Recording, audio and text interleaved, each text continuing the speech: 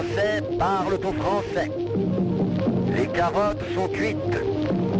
Les carottes sont cuites. Sud Radio Berkov dans tous ses états. Je vous parle d'un temps que les moins de 20 ans ne peuvent pas connaître. C'était le temps où le baccalauréat avait encore. Et quelle importance, moi je me rappelle, hein. Eh oui, raconte-nous grand-père, raconte-nous quand le bac, l'année du bac, mais c'était tellement important.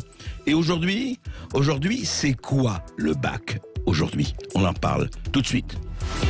Sud Radio Berkov dans tous ses états, le fait du jour. Bac ABCD, bac FGH, bac IJK, bac MNOB, tu sais tout par cœur, tu vas tout déchirer, main sur le buzzer.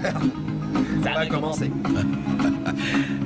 Eh oui, tu sais tout par cœur, le groupe La Chanson du Dimanche. Et oui, nous sommes effectivement en pleine, je ne sais pas année du bac, mais en pleine saison du bac, puisque épreuve écrite de philosophie le 17 juin, épreuve du grand oral du 21 juin au 2 juillet, épreuve anticipée de français en classe de première le 17 juin, épreuve écrite, et à partir de 21 juin, épreuve orale. Et oui, nos chères têtes blondes, brunes, bistres ou autres vont vraiment plancher. Alors voilà, on est en train de parler. Alors évidemment, il y a une grande discussion en ce moment. C'est cette tenue des épreuves du baccalauréat compte tenu de l'année Covid. Hein. C'était pas l'année du bac, là c'était évidemment l'année virus. Alors, selon le ministre de l'Éducation nationale, la note du bac reposait déjà, comme vous le savez, sur un contrôle continu. Et voici ce qu'il dit aujourd'hui, Jean-Michel Blanquer. Il l'a dit le 5 mai sur France 2. Écoutez. Donc il reste philo, comme ça a été dit, l'écrit de philosophie, et d'autre part le grand oral. S'agissant de l'épreuve de philosophie, donc la demande qu'on a entendue des élèves, c'est de passer en contrôle continu. Donc on a beaucoup concerté, on a beaucoup regardé. Ce que l'on va faire, c'est faire cela, et même on va aller au-delà de ça. C'est-à-dire qu'il va y avoir le contrôle continu et l'épreuve terminale. Donc l'épreuve terminale continue à être organisée et on retiendra la meilleure des deux notes entre le contrôle terminal et le contrôle continu. Donc c'est vraiment on peut rendre copie blanche, on aura la copie du contrôle continu au pire des cas. Ce n'est pas ce qui est recommandé. Voilà, on peut donner une feuille blanche, on aura le contrôle continu au pire des cas.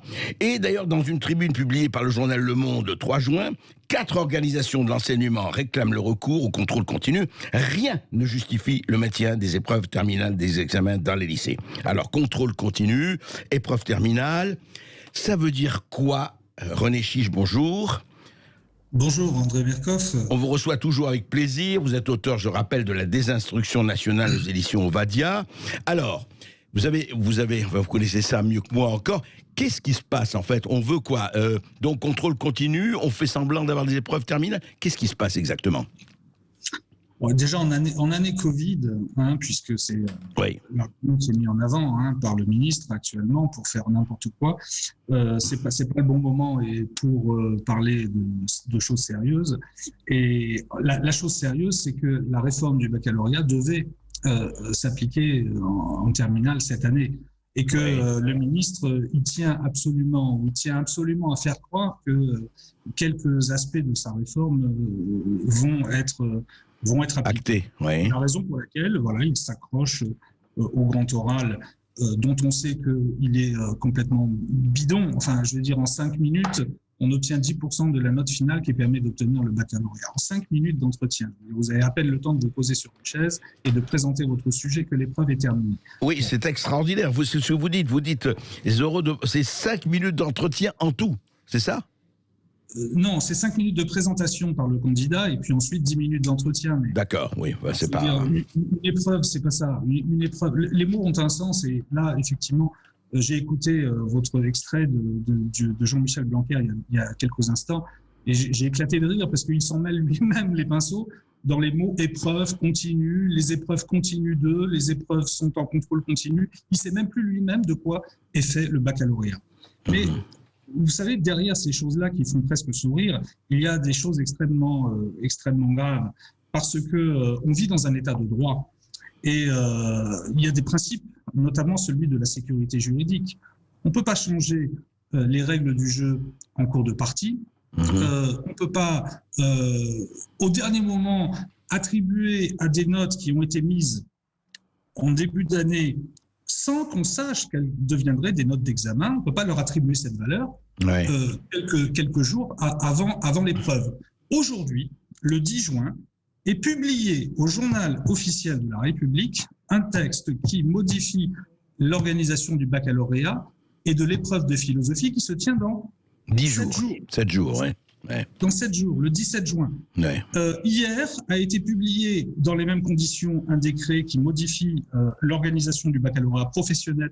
On en parle beaucoup moins du baccalauréat professionnel, mais c'est la gabegie là aussi. Vous avez un décret qui, en toute tranquillité, décide qu'on va trafiquer les notes pour donner le baccalauréat à tout le monde. Alors, il faut assumer. Si effectivement le but c'est de donner le baccalauréat à tout le monde, on appelle ça bienveillance dans la maison de l'éducation nationale, et bien faisons-le. Et disons-le et assumons-le, quoi, c'est ça. Et assumons-le, exactement. Là, on arrive à des choses qui sont tellement aberrantes que je vais vous donner quand même l'exemple, effectivement, de philosophie, parce que c'est le plus évocateur. Nous avons un ministre qui veut maintenir une épreuve, mais qui annonce à l'avance que les notes de cette épreuve ne seront pas retenues si elles sont inférieures à celles qui ont été données pendant l'année. Oui, c'est-à-dire que, pardon, pour bien faire comprendre aux éditeurs, professeur René Chiche, et c'est très important, c'est-à-dire, il y a effectivement l'épreuve, il y a le contrôle continu, et on gardera la meilleure note, que ce soit le contrôle continu ou l'épreuve, c'est ce que dit Blanquer. Oui, ça veut dire que des élèves qui se présentent actuellement à l'épreuve de philosophie, et que l'on oblige à se présenter à cette épreuve, parce qu'on on les menace de leur mettre 0 s'ils n'y viennent pas. Donc, c'est vraiment n'importe quoi. Donc, ces élèves-là, si ils ont déjà 12 ou 13 de moyenne en philosophie, ils savent que finalement, c'est cette note-là qui remplacera celle qu'ils auront à l'épreuve. Mais du côté des correcteurs, parce qu'il faut aussi tout regarder dans cette affaire, du côté des correcteurs, on se fiche d'eux. Vous imaginez un commissaire aux comptes à qui on demande de travailler sur les comptes d'une entreprise, mais on ne prendra en compte son travail que si il nous est favorable. En revanche, si ça nous déplaît, vous avez la poubelle. Il se trouve que la charge de correction en philosophie est énorme. C'est énorme, ça représente 120 et 150 copies par correcteur dans le meilleur des cas. Et en plus, cette année, non seulement on leur annonce que ce qu'ils vont faire ne servira pratiquement à rien dans un cas sur 3 ou dans un cas sur 2, mais surtout, on leur impose des modalités d'exercice de cette mission qui sont totalement contraires avec cette mission elle-même. En particulier, on leur demande de corriger les copies sur écran d'ordinateur dans un logiciel qui s'appelle, je vous le donne en mille, Santorin, il fallait vraiment l'inventer celui-là, qui empêche un professeur de pouvoir manipuler les copies, de pouvoir comparer les copies entre elles, qui, par ailleurs, sert évidemment de contrôle, de moyen de contrôle sur sa façon de corriger, etc. Et surtout de repérer les notes au fur et à mesure pour mettre des alertes. Parce que, vous savez, là, on est dans le spectacle, on est vous avez parlé de farce, certains parlent de mascarade. Mais derrière cela, il y a des choses beaucoup plus graves. Parce que ce qu'il faut que vos auditeurs comprennent bien, c'est que le contrôle continu, c'est-à-dire les notes qui sont délivrées pendant l'année. Pendant l'année, oui. Auquel on donne cette fonction de permettre d'obtenir le baccalauréat, ne sont plus des notes qui permettent à un professeur de faire progresser ses élèves. C'est ce qu'on appelle l'évaluation formative dans le jargon. Mais deviennent des notes d'examen, c'est-à-dire deviennent des notes qui ont un enjeu particulier. Un enjeu de diplôme, oui. Et voilà. Et donc, qui se prêtent à toutes sortes de marchandages permanents de la part d'élèves qui veulent réussir. Et toutes sortes de démagogie de la part d'un certain nombre de gens. Alors, il y a ceux qui, effectivement, pour s'acheter la paix sociale ou la paix scolaire à l'intérieur de la classe, mettent d'emblée des notes qui sont excessives, ou en tout cas qui sont très généreuses, mais qui ne veulent plus rien dire. Et puis, il y a ceux qui résistent, ceux qui continuent à vouloir apprendre quelque chose à leurs élèves et surtout à les faire progresser. Et pour faire progresser un élève, on ne lui met pas 10 quand ça vaut 8. On lui met 8, non pas pour le sanctionner, non pas pour lui mettre des bâtons dans les roues, mais justement pour lui permettre de s'améliorer. Et moi, voilà ce que je voulais absolument vous dire aujourd'hui, parce que c'est très grave. c'est que on se retrouve finalement avec une institution qui met en quelque sorte des cibles dans le dos aux professeurs, puisque non seulement ils peuvent plus faire leur travail, mais en plus, quand ils le font, vous avez l'administration centrale elle-même qui est missionnée pour qu'ils trafiquent leurs notes. Et alors, moi, je tiens à vous faire part. Je ne peux pas la lire entièrement parce que c'est un peu trop long, mais je l'ai là et je la rendrai publique. Je tiens à vous faire part d'une lettre que un professeur de philosophie, pour le coup, a reçue. Alors, René Chiche, on va avoir juste une petite pause parce que je voudrais que vous lisiez peut-être pas entièrement cette lettre. On n'aura effectivement pas le temps, mais je vous reprends juste après cette pause et pour qu'on parle de ça. À tout de suite. Et n'oubliez pas que vous pouvez aussi réagir justement à toutes ces questions de bac, de contrôle continu, de contrôle terminal. 0826 303. Éligible. N'attendez plus. Faites-vous vacciner.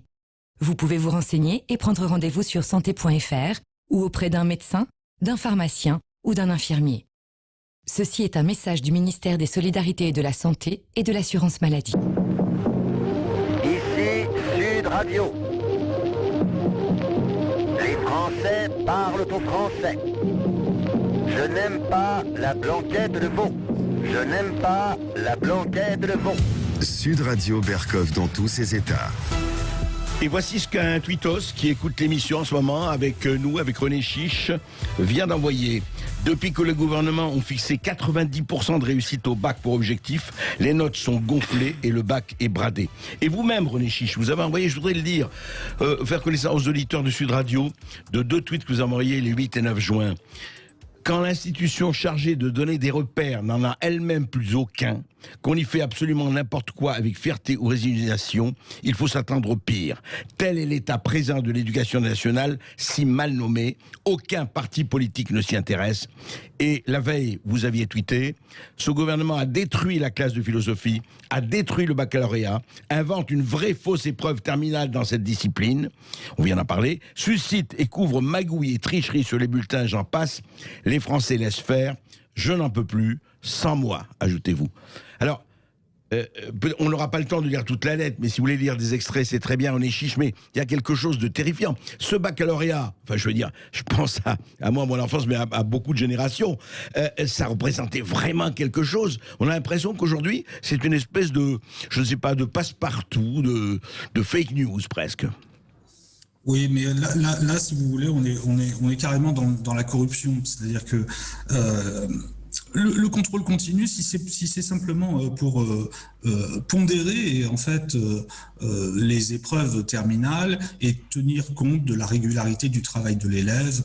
Oui, c'est bien. Je ne suis pas contre, ça paraît tout à fait équitable. Bien sûr. Là, on a basculé dans totalement autre chose. C'est le bac à la demande, mais à la demande quand on a surtout les moyens d'exercer une pression.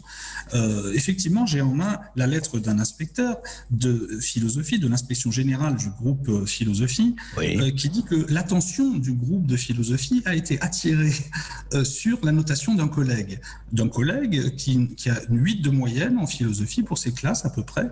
Oui. Et l'inspecteur général, tout tranquillement, compare ces 8 de moyenne avec les moyennes obtenues en lettres et en histoire-géographie, comme si cette comparaison avait un sens. Ouais. Et il se trouve que dans ces matières-là, les classes en question ont entre 12 et 13 de moyenne. Et tout tranquillement, l'inspecteur général en question écrit « Il faut dès lors conclure que le système de notation qui est appliqué traduit une sévérité excessive et en décalage statistique avec les attendus standards des enseignements qui sont dispensés. » C'est formidable. On est en Union soviétique, là. Mais c'est écrit, c'est-à-dire que c'est la première fois, moi, j'entends dire depuis 30 ans qu'on exerce des pressions. Et souvent, ces pressions sont orales. C'est la première fois qu'on se permet tout tranquillement de l'écrire et de contester à un professeur en exercice sa notation avec des arguments qui sont cousus de fil blanc, et de préconiser, dans ce même courrier, au recteur de l'académie concernée, une remontée mécanique de toutes les notes. Une remontée mécanique. Je croyais que... Une hausse mécanique. Je pensais que ça ne s'appliquait que dans les vacances de neige, donc ça s'applique dans les lycées et collèges. C'est ça, les remontées mécaniques. C'est pas mal. Ouais. Je vous lis, le groupe de l'inspection générale préconise une hausse mécanique, d'une part des notes portées dans les dossiers de Parcoursup, de ces élèves, et d'autre part dans leur bulletin trimestriel. Dans les dossiers de Parcoursup, c'est-à-dire que là, c'est carrément de la fraude. Il faut, à un moment donné, il faut assumer les conséquences de ce que l'on fait. Vous avez un professeur qui fait son... Moi, ce professeur, je le connais, c'est lui qui m'a alerté, et j'ai lu les copies qu'il a notées, et je confirme complètement son diagnostic sur ces copies. Il se trouve qu'on lui oppose des moyennes en histoire-géographie d'élèves qui, en cours de philosophie, ne savent pas distinguer le Brésil et l'Espagne. Bon, je ne sais pas comment ils arrivent à avoir 13 de moyenne, mais c'est le problème du professeur d'histoire. Mais si vous voulez, ce fait-là est très révélateur de ce qui est en train de se passer, à savoir qu'on transforme finalement l'éducation nationale en service qui distribue des diplômes sur demande. Vous savez, maintenant je termine là-dessus, vous savez pourquoi l'inspection a été attirée par cette affaire-là? C'est parce qu'à l'origine, un élève qui avait été pris en flagrant délit de plagiat a contesté sa note et a obtenu, parce que son père est quelqu'un d'influent, il a obtenu de suivre les cours de la matière en question, c'est-à-dire il se trouve que là c'est la philosophie qui lui convenait pas, de les suivre à distance, au CNED.